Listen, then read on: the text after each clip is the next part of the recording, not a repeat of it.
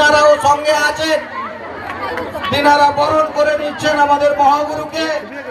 মহাগুরুকে উত্তরীয় বরণ করে দিচ্ছেন আয়োজক আমাদের মন্ডলের সহসভাপতি উত্তম মান্না, সেই সঙ্গে এখানকার যারা আয়োজক আছেন সবাই একটি পদ্ম ফুলের মালা দিয়ে তিনাদেরকে বরণ করে নিচ্ছেন।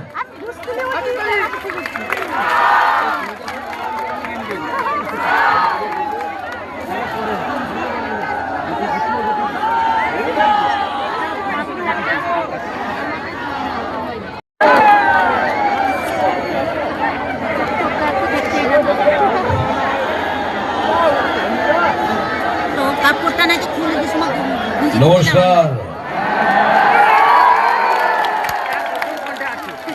প্রথমে বলে নি যে